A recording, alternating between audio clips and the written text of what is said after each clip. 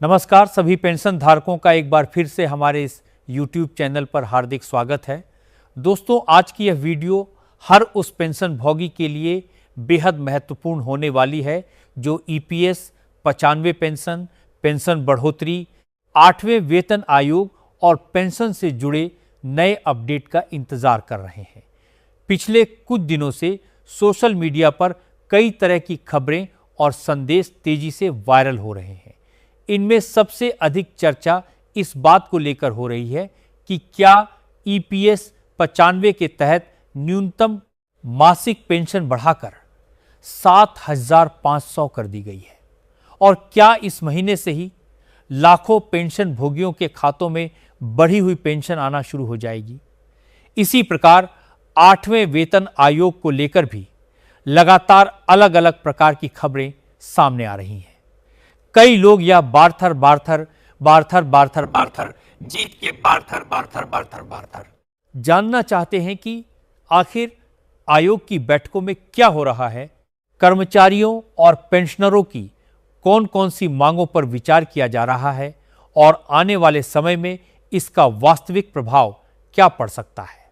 इसलिए आज की इस वीडियो में हम एक एक जानकारी को सरल भाषा में समझेंगे ताकि किसी भी प्रकार का भ्रम न रहे और आपको केवल वही जानकारी मिले जो उपलब्ध आधिकारिक तथ्यों और विश्वसनीय रिपोर्टों पर आधारित है। अगर आप भी पेंशन से जुड़ी हर महत्वपूर्ण जानकारी सबसे पहले और सही तरीके से प्राप्त करना चाहते हैं तो वीडियो को अंत तक अवश्य देखिए, क्योंकि बीच में वीडियो छोड़ देने पर कई महत्वपूर्ण बातें छूट सकती हैं और अधूरी जानकारी कई बार अनावश्यक भ्रम पैदा कर देती है। दोस्तों, सबसे पहले बात करते हैं उस खबर की जिसने पिछले कुछ दिनों में सबसे ज्यादा चर्चा बटोरी है।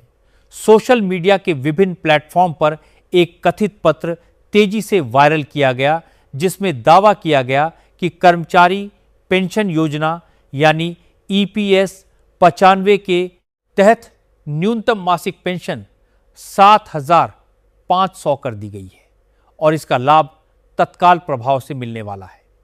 इस पत्र को देखकर हजारों नहीं बल्कि लाखों पेंशन भोगियों के मन में उम्मीद भी जगी और कई लोगों ने इसे सही मानकर दूसरों तक भी भेजना शुरू कर दिया।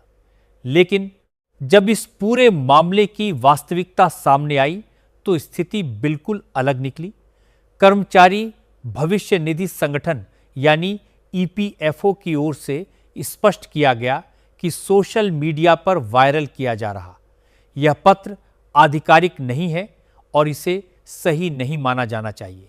इसका मतलब यह है कि वर्तमान समय में 7,500 न्यूनतम पेंशन लागू होने का दावा सही नहीं है।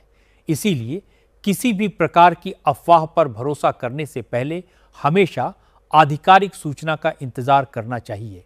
कई बार सोशल मीडिया पर बिना सत्यापन के ऐसी जानकारियां फैल जाती हैं जिससे आम लोगों में भ्रम की स्थिति पैदा हो जाती है और बाद में निराशा भी हाथ लगती है। इसीलिए सबसे जरूरी बात यही है कि किसी भी दावे को अंतिम सत्य मानने से पहले उसके आधिकारिक स्रोत की पुष्टि अवश्य कर लें। दिसे दिन अब सवाल यह उठता है कि आखिर यह भ्रम बार क्यों पैदा होता है। इसका सबसे बड़ा कारण यह है कि लंबे समय से EPS 95 पेंशन भोगी न्यूनतम पेंशन बढ़ाने की मांग कर रहे हैं। विभिन्न संगठन समय समय पर सरकार और संबंधित विभागों के सामने अपनी मांग रखते रहे हैं कि वर्तमान न्यूनतम पेंशन राशि महंगाई के दौर में पर्याप्त नहीं है और इसे बढ़ाया जाना चाहिए। यही कारण है कि जब भी किसी प्रकार की बैठक, चर्चा या ज्ञापन की खबर सामने आती है तो उसके साथ कई तरह की अपुष्ट जानकारियां भी फैलने लगती हैं। लेकिन हमें यह समझना होगा कि किसी भी मांग और किसी भी अंतिम सरकारी निर्णय में बहुत बड़ा अंतर होता है। जब तक संबंधित विभाग की ओर से आधिकारिक अधिसूचना जारी नहीं होती तब तक किसी भी वायरल पत्र या संदेश को अंतिम निर्णय नहीं माना जा सकता। इसलिए यदि भविष्य में भी इस प्रकार की कोई खबर आपके मोबाइल पर आती है तो उसे तुरंत आगे भेजने के बजाय पहले उसकी सच्चाई अवश्य जांच ले। ऐसा करने से नई बार केवल आप स्वयं भ्रम से बचेंगे, बल्कि दूसरे लोगों को भी गलत जानकारी से बचा सकेंगे। दोस्तों, वर्तमान व्यवस्था के अनुसार ईपीएस 95 के अंतर्गत पात्र पेंशन भोगियों के लिए न्यूनतम पेंशन 1000 प्रति माह निर्धारित है। कई लोगों का मानना है कि यह राशि आज की आर्थिक परिस्थितियों के अनुरूप पर्याप्त नहीं है और इसी कारण लगातार इसमें संशोधन की मांग उठती रही है।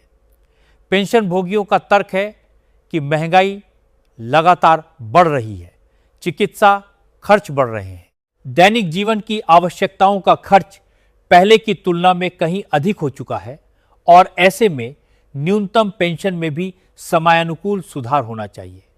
दूसरी ओर किसी भी प्रकार का संशोधन सरकार और संबंधित संस्थाओं की प्रक्रिया के अनुसार ही किया जा सकता है। इसलिए जब तक कोई आधिकारिक निर्णय नहीं लिया जाता, तब तक वर्तमान नियम ही लागू माने जाते हैं। यही कारण है कि सभी पेंशन भोगियों को सलाह दी जाती है कि वे केवल आधिकारिक वेबसाइट, आधिकारिक प्रेस विज्ञप्ति या विश्वसनीय सरकारी सूचना पर ही भरोसा करें।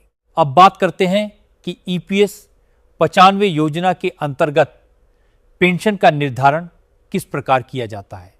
बहुत से लोगों को लगता है कि सभी लोगों को समान पेंशन मिलती है, जबकि वास्तविकता यह है कि पेंशन की गणना कई कारकों पर निर्भर करती है। इसमें पेंशन योग्य वेतन और पेंशन योग्य सेवा अवधि का महत्वपूर्ण योगदान होता है। जितनी सेवा अवधि और जितने नियमों के अनुसार पात्रता बनती है, उसी आधार पर पेंशन निर्धारित होती है। इसलिए अलग अलग व्यक्तियों की पेंशन अलग अलग हो सकती है। यही कारण है कि कई बार लोग अपने परिचितों की पेंशन देखकर अपनी पेंशन की तुलना करने लगते हैं, जबकि दोनों की सेवा अवधि, वेतन और अन्य पात्रताएं अलग हो सकती हैं। इसीलिए किसी भी तुलना से पहले नियमों को समझना आवश्यक है। इसी प्रकार परिवार पेंशन, विधवा पेंशन, बच्चों और अन्य पात्र आश्रितों के लिए भी अलग अलग प्रावधान निर्धारित किए गए हैं, जिनका लाभ संबंधित नियमों के अनुसार दिया जाता है। इसी बीच 8वें वेतन आयोग को लेकर भी लगातार चर्चाएं तेज होती जा रही हैं। देश भर के कर्मचारी और पेंशन भोगी इस बात का इंतजार कर रहे हैं कि आयोग अपनी सिफारिशों में किन किन मुद्दों को शामिल करेगा। विभिन्न शहरों में बैठकों का आयोजन इसी उद्देश्य से किया जा रहा है कि अलग अलग वर्गों के प्रतिनिधियों की राय ली जा सके। कर्मचारियों के संगठन, पेंशन भोगियों के संगठन तथा विभिन्न क्षेत्रों के प्रतिनिधि अपनी अपनी मांग आयोग के समक्ष रख रहे हैं। इन बैठकों का उद्देश्य यही है कि रिपोर्ट तैयार करते समय अधिक से अधिक पक्षों की बात सुनी जा सके। हालांकि अभी तक किसी भी अंतिम सिफारिश या अंतिम निर्णय की आधिकारिक घोषणा नहीं हुई है। इसलिए इस समय जो भी चर्चाएं चल रही हैं, उन्हें केवल विचार विमर्श की प्रक्रिया का हिस्सा माना जाना चाहिए। अंतिम निर्णय संबंधित प्रक्रिया पूरी होने के बाद ही सामने आएगा।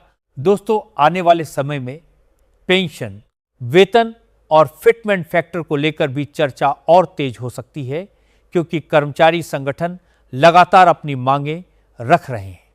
लेकिन यह भी उतना ही आवश्यक है कि हम किसी भी अपुष्ट जानकारी को अंतिम निर्णय मानकर उम्मीद या निराशा का माहौल न बनाएं।